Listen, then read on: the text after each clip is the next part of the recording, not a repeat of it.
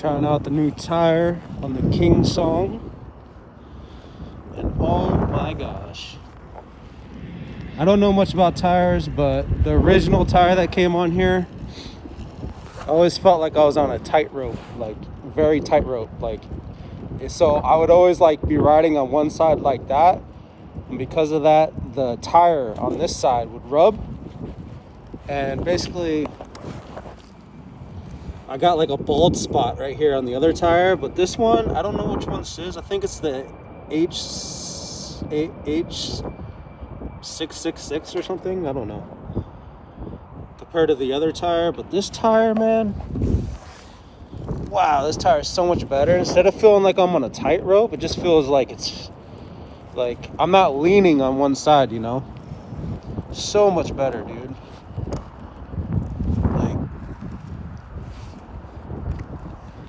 It also feels softer, feels less hard, and so I got like 2 inner tubes that I came with this. Well, I actually punctured like 3 inner tubes. I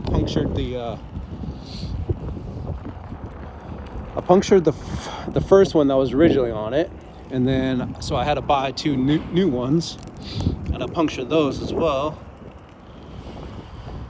before I finally realized I don't have to put it on with a tire leverage thing. I could just do it with my hands. But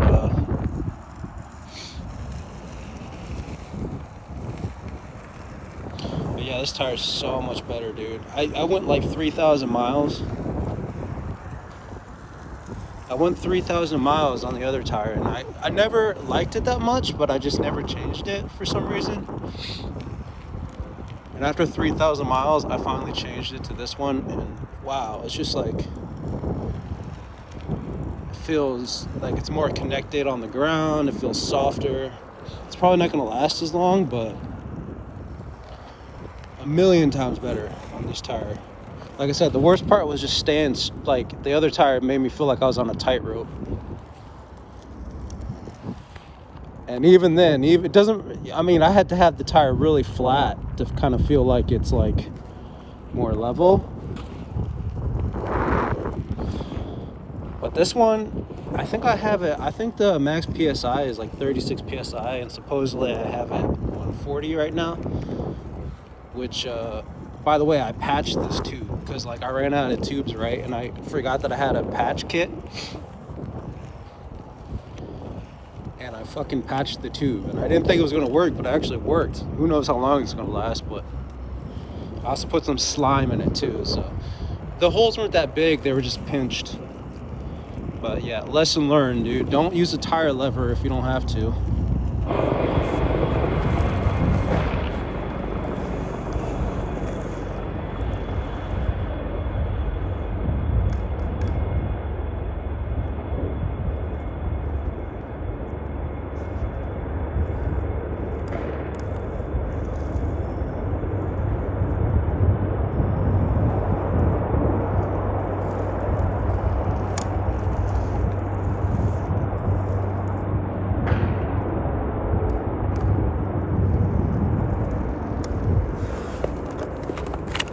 I got better at those, huh? No more issues going backwards.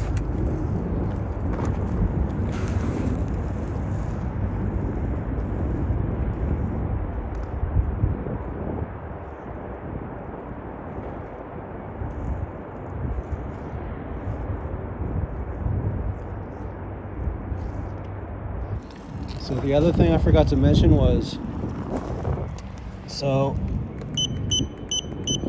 on the 16X, which is, it's not really any old news for people that know anything about the 16X, but these lights right here, you gotta be careful when you take off the tire, because what are those things? I don't know what they're called. The hangers, the wheel hangers that hold on the pedals right here, these things. When you slide off the tire, these LED strips are like right under the hanger. So if you're not careful, it'll just rip them because they're real sensitive. Like, and that's what happened. It's my first time changing the tire on this thing, by the way. And that's what happened for one of them. And like they want like $30 plus shipping or something ridiculous like that for just one of these. Like, it's really expensive. So I just went on, I found some post on the electric unicycle forums, and I got one for way cheaper than that, and I basically just did it myself, which I don't know anything about that shit. And like, one is actually like eco-friendly and the other one's a regular LED, for anyone that knows any difference.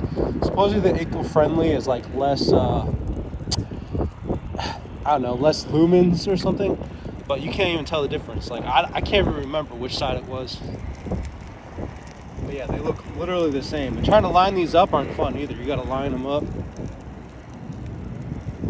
So yeah, thank you for whoever put that post on electric unicycle forums.